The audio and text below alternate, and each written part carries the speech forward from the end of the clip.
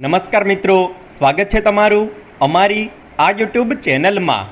મિત્રો, સૌથી પહેલાં તો તમને અને તમારા પરિવારને પાપમોચીની એકાદશીના મહાપર્વની ખૂબ ખૂબ હાર્દિક શુભકામના। ભગવાન શ્રી લક્ષ્મીનારાયણના ભરપૂર આશીર્વાદ તમારા જીવન પર બનેલા રહે। તમે બધા સુખી રહો, સ્વસ્થ રહો, વ્યસ્ત રહો અને મસ્ત રહો। પ્રભુની કૃપાથી તમે ઉત્તરોત્તર પ્રગતિ કરતા રહો। મિત્રો, આખા વર્ષમાં કુલ 24 એકાદશી આવે છે, પરંતુ જે વર્ષે અધિક માસ આવે છે તે વર્ષમાં 26 એકાદશી હોય છે। બંને પક્ષોમાં એક એક એકાદશી આવે છે, એક કૃષ્ણ પક્ષની અને એક શુક્લ પક્ષની। આ પ્રકારે કુલ મળીને એક મહિનામાં 2 વખત એકાદશીની તિથિ આવે છે અને એકાદશીનું જે વ્રત હોય છે તે સૌથી મોટું વ્રત માનવામાં આવ્યું છે। ભગવાન લક્ષ્મીનારાયણનું જે પરમ પ્રિય વ્રત છે તે એકાદશીનું વ્રત છે અને આજે અમે તમને બતાવવા જઈ રહ્યા છીએ કે એકાદશીના દિવસે એટલે કે પાપમોચીની એકાદશીના દિવસે તમારે કઈ એક વસ્તુ ખાઈ લેવાની છે। આ વસ્તુને જો તમે પાપમોચીની એકાદશીના દિવસે ખાઈ લેશો તો આખું વર્ષ તમારા જીવનમાં નિરંતર ધનનું આગમન થતું રહેશે। મિત્રો, જે વ્યક્તિ એકાદશીના દિવસે વ્રતનું પાલન કરે છે તેને બીજાના ઘરનું અન્ન પણ આ દિવસે ન ખાવું જોઈએ। સાથે જ આ દિવસે મસૂરની દાળ અને ચોખાનું સેવન પણ ન કરવું। આ દિવસે સંપૂર્ણ બ્રહ્મચર્યનું પાલન કરતા તમારે 18 માર્ચ શનિવારના દિવસે પાપમોચીની એકાદશીનું વ્રત રાખવાનું રહેશે। મિત્રો, એકાદશીના દિવસે સર્વોત્તમ ફલાહાર ગાયનું દૂધ કે ગાયના દૂધથી બનેલી વસ્તુઓ કે ફળનું સેવન જ કરવું જોઈએ અને એકાદશીના દિવસે વાળ કે પોતાની દાઢી પણ ન કપાવવી જોઈએ। શરીરના અંગના કોઈ પણ વાળ આ દિવસે ન કાપવા જોઈએ। એકાદશીના દિવસે ક્રોધ ન કરવો જોઈએ, અસત્ય ન બોલવું જોઈએ, વડીલોનું અપમાન ન કરવું જોઈએ અને બ્રહ્મચર્ય વ્રતનું પાલન આ દિવસે સંપૂર્ણ રીતે કરવું જોઈએ।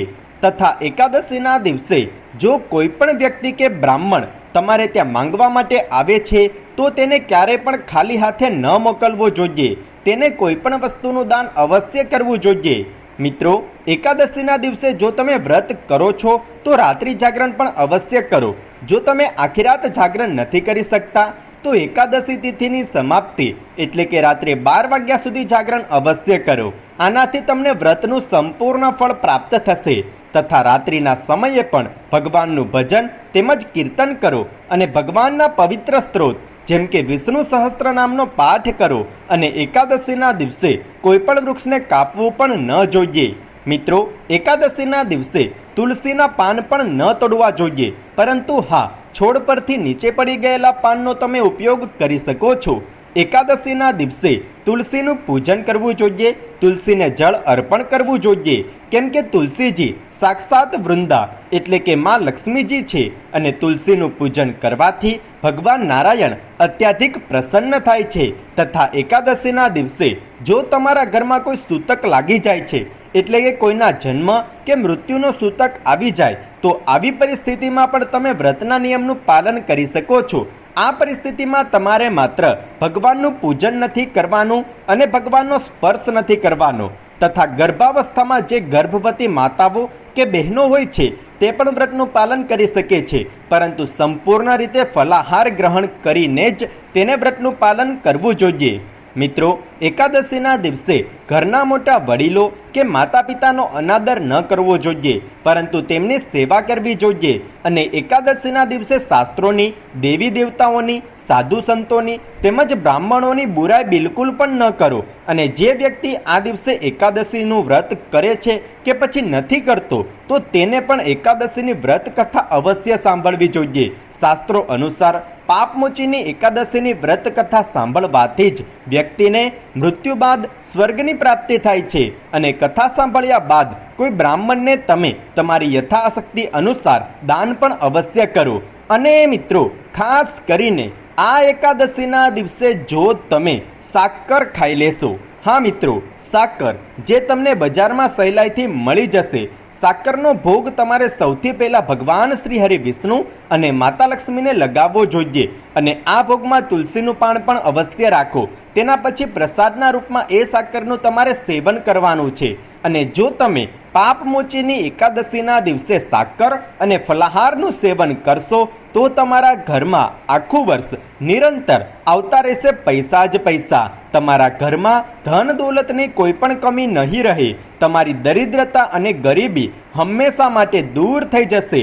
તમારા ઘરમાં સુખ આવશે, સમૃદ્ધિ આવશે, ધનના ભંડારો હંમેશા ભરાયેલા રહેશે અને તમારા જીવનમાં કોઈ પણ પ્રકારની કઠણાઈ ઉત્પન્ન નહીં થાય, કેમ કે સાકર મધુર હોય છે અને સાકર ભગવાન નારાયણને અત્યાધિક પ્રિય છે. પાપમોચીની એકાદશીનું ફલાહાર સાકર સાથે બતાવવામાં આવ્યું છે.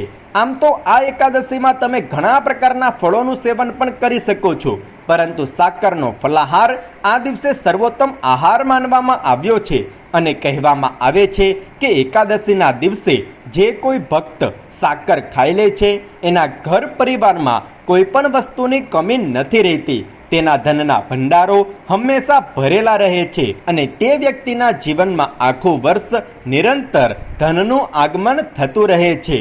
તો મિત્રો, પાપમોચીની એકાદશીના દિવસે તમે સાકરનું સેવન કરીને તમારા જીવનની તમામ પ્રકારની મુશ્કેલીઓ અને પરેશાનીઓને સમાપ્ત કરી શકો છો.